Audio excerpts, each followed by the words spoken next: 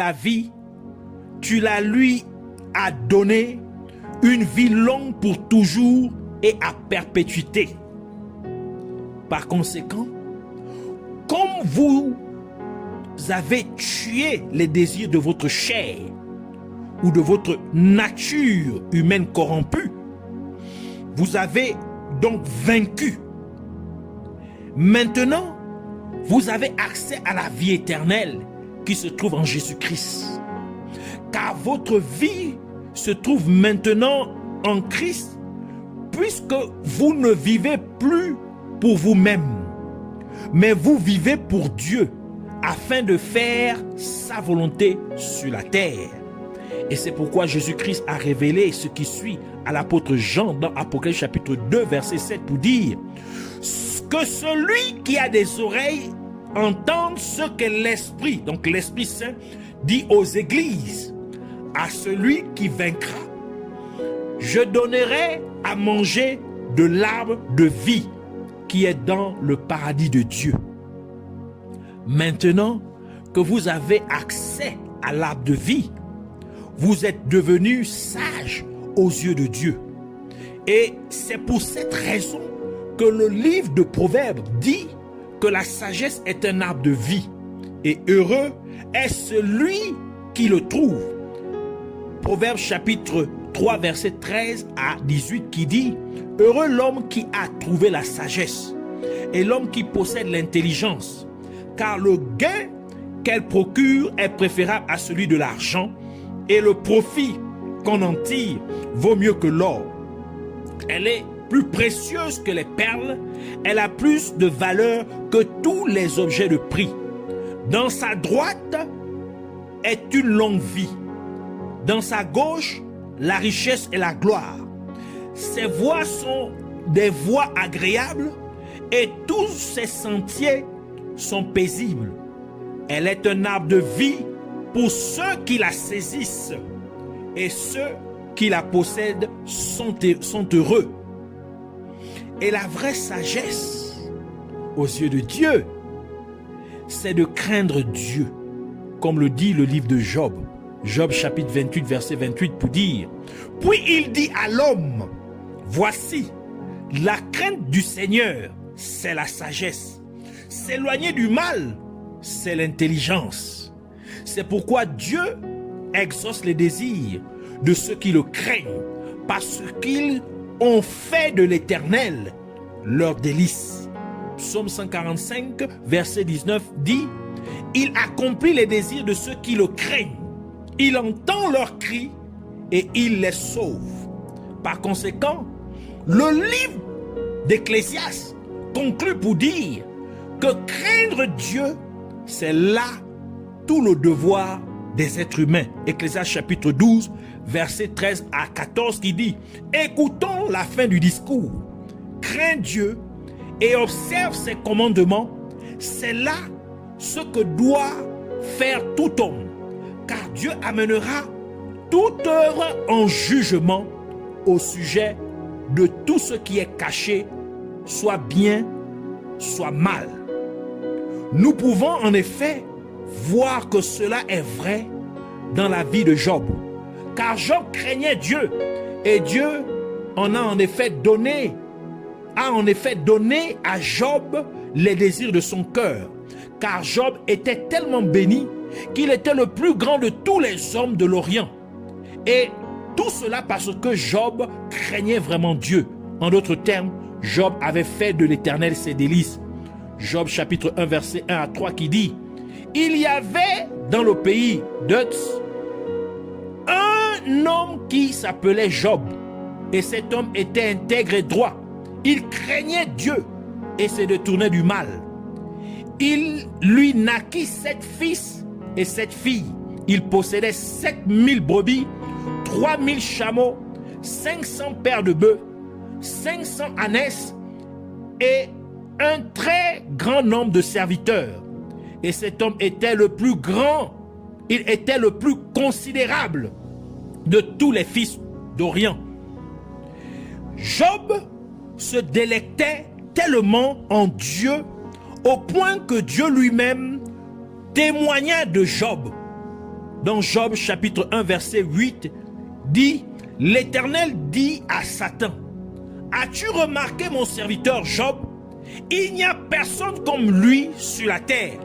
C'est un homme intègre et droit, craignant Dieu et se détournant du mal. Et parce que Job craignait Dieu, il ne blâma pas Dieu, même s'il avait toutes les raisons qui pouvaient le motiver à le faire, car il perdit tous ses enfants et tous ses biens en un seul jour.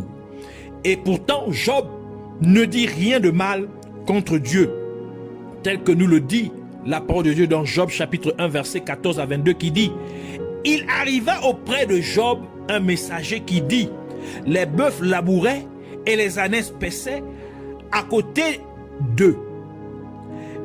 Des Sabéens se sont jetés dessus, les ont enlevés et ont passé les serviteurs au fil de l'épée. Et je me suis échappé moi seul pour t'en apporter la nouvelle. Il parlait encore lorsqu'un autre vint et dit, le feu de Dieu est tombé du ciel et a embrasé les brebis et les serviteurs et les a consumés. Et je me suis échappé moi seul pour t'en apporter la nouvelle. Il parlait encore lorsqu'un autre vint et dit, des Chaldéens formés en 3 bandes se sont jetés sur les chameaux, les ont enlevés et ont passé les serviteurs au fil de l'épée. Et je me suis échappé moi seul pour t'en apporter la nouvelle. Il parlait encore lorsque un autre vint et dit, tes fils et tes filles mangeaient et buvaient du vin dans la maison de leur frère aîné. Et voici, un grand vent est venu de l'autre côté du désert et a frappé contre les 4 coins de la maison et s'est écroulé sur les jeunes gens et ils sont morts. Et je me suis échappé moi seul pour t'en apporter la nouvelle. Alors Job se leva, déchira son manteau et se rasa la tête, puis se jetant par terre, se prosterna et dit, je suis sorti nu du sein de ma mère et nu je retournerai dans le sein de la terre. L'Éternel a donné et l'Éternel a ôté. Que le nom de l'Éternel soit béni. En tout cela, Job ne pécha point et n'attribua rien d'injuste à Dieu. Et comme si tous ces mots ne suffisaient pas, Satan attaqua la santé de Job avec une grave maladie de la peau, au point que Job dut prendre un morceau de peau, ou un tesson de peau cassé, pour se gratter avec. Et même si Job avait toutes les raisons du monde d'être en colère contre Dieu, mais parce que Job craignait tellement Dieu, il ne s'irrita point et il ne dit rien de mal contre Dieu, tel que nous pouvons le lire dans le livre de Job, Job chapitre 2 verset 7 à 10 qui dit, et Satan se retira de devant la face de l'Éternel, puis il frappa Job d'un ulcère malin depuis la plante du pied jusqu'au sommet de la tête. Et Job prit un tesson pour se gratter et s'assit sur la cendre. Sa femme lui dit, tu demeures ferme dans ton intégrité, maudis Dieu et meurs. Mais Job lui répondit, tu parles comme une femme insensée. Quoi? Nous recevons de Dieu le bien et nous ne recevrions pas aussi le mal? Et tout cela, Job ne pécha point par ses lèvres. Ainsi, faire de l'Éternel ses délices, c'est craindre Dieu, tellement que même quand tout s'écroule dans notre vie et que nous semblons avoir toutes les raisons du monde de blâmer Dieu ou d'être en colère contre lui, nous nous abstenons pourtant de faire cela et nous continuons toujours à servir Dieu malgré toute la douleur que nous pouvons endurer. Et c'est pourquoi le livre de Psaume dit, dans Psaume 34, versets 11 à 14, « Venez, mes fils, écoutez-moi. Je vous enseignerai la crainte de l'Éternel. Quel est l'homme qui aime la vie, qui désire la prolonger pour jouir du bonheur?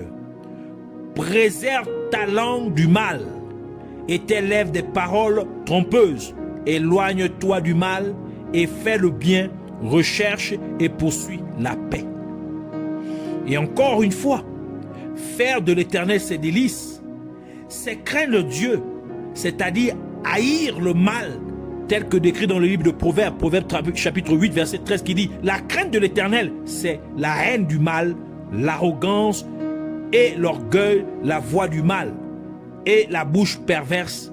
Voilà ce que je hais. » Et c'est pourquoi Job, qui craignait Dieu, rejetait ce qui était mal aux yeux de Dieu.